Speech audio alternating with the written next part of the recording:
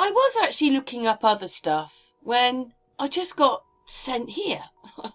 That's what happens when you go with the flow and it takes you wherever it does. And we're talking here about the inner city of London, which is supposedly a different country. I didn't find it saying it was a different country, only that it was a little bit more independent with different rules in a different county. But when you think about it, you've got offshore accounts, offshore places where people put their money to save the taxes.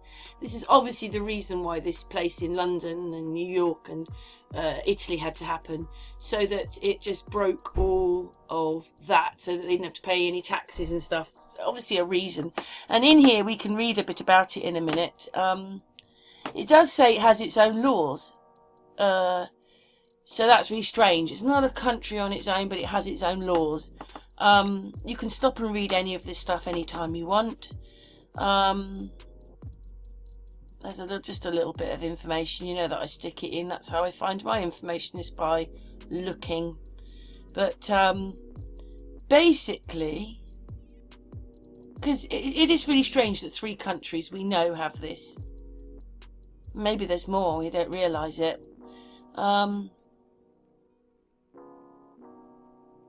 It doesn't really want to separate them out, but anyway, it says here, I wondered whether the East India House was something to do with it. Remember when they were trading? This only finished in the late 1800s, and this could be how they were doing it, through East India Company, because it says in there that it ruled India. There you go, between 1600 and 1874, built the most powerful corporation the world has ever known, complete with its own army, its own territory, and near held on trade of product, now seen as consequentially, whatever it says there. I just want to read that again. Think Google or Apple are powerful? Then then you've never heard of the East India Company, a profit-making enterprise so mighty it once ruled nearly all of the Indian subcontinent between the 1600 and 1874. It built the most powerful corporation the world had ever known, complete with its own army, its own territory, and its own hold on trade of product, now known quintessentially as British tea. It says, as the dawn of the 17th century, the Indian subcontinent was known as the East Indies, and so home to spices, fabric and luxury goods, prized by wealthy Europeans, was seen as a land of seemingly endless potential. Due to their seafaring prowess, Spain and Portugal held a monopoly in trade in the Far East, but Britain wanted in, and then it seized the ships of the defeated Spanish Armada in 1588. It paved the way for the monarchy to become a serious naval power. So, the biggest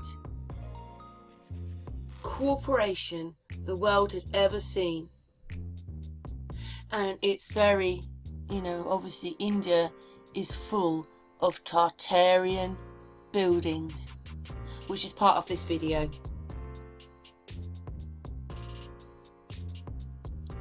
That's Tartaria, isn't it? So they were obviously using the trading company to do it for the laws. And obviously there's East India Company there. What's your thoughts on all that, everybody? And there was a Dutch one too. Obviously ruling that way, and this is probably how they got to the maritime law, by using this. And I got there because I saw that, and then it sent me to the Dutch East India Company. But what's your thoughts on this? So, looking at India, I came across this building and I was like, wow, look at the size of this house, look at the size of this building. Obviously it's been a school, and I read that basically they wanted to close it down because it had cracks in it, but they still had it open as a sort of boarding school. I think it's probably closed today, but just look at all this architecture, and it fits in with what I've just told you. Here it is here about closing it down, and because it's got cracks and things in it.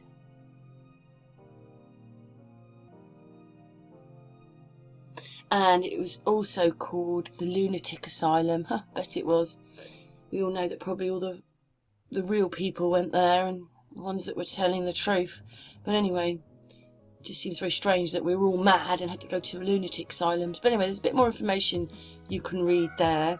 But I suddenly just saw all this architecture. You know, like, I wasn't expecting India to be... I know that we had this influence there, even though they've lied about it all, and I've just done that bit of video to explain it was the biggest corporation ever. But I wasn't expecting to see so much old buildings. Anyway, there's a bit more there, just talking about things. But I was quite shocked to see so many Tartarian buildings. If you put India, Tartaria in, it doesn't really bring you up anything. But these things are there. And I mean, when I was looking at some of the pictures, you know, I was thinking, wow, you could have said that you were in London or New York. No one would have known the difference. They've got buildings like we have. The same. So whatever took them over as a corporation, took America over as a corporation, and so forth. Do you see the connection here? America in the 1800s was turned into a corporation. So was this place, a corporation. So they obviously use those corporations to run the countries. I don't know, it's just my thought.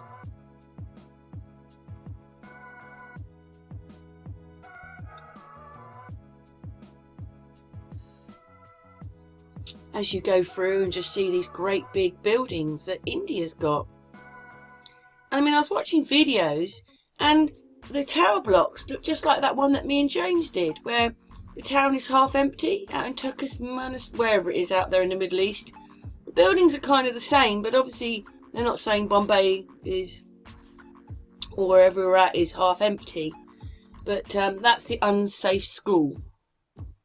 But I was just so shocked to see, I don't know, you would expect little houses or little communities because we supposedly ran it. And it was us that ran it. So we were ahead of the corporation in America and we were the head of the corporation here. It's really strange, isn't it? They made the corporations obviously to run the countries. Crazy or what? But the Queen still owns India. On my round, on another video I made earlier on, the Queen still owns India. But just look at this building. I was like, blimey, look at that. First of all, I didn't even know where it was. I just saw the picture of that sort of tree stump, whatever it is, that vine or whatever it is growing across the front of the building. And then I took a little look at Bombay and it's like, oh my God, look at it.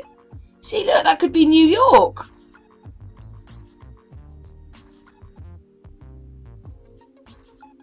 Full of Tartarian buildings. I'm not saying, you know, they're absolutely everywhere, but in this place they've got these Tartarian. That gate of India looks older.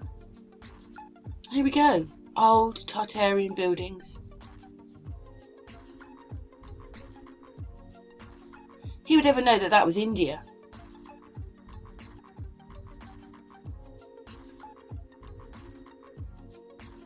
Crazy or what?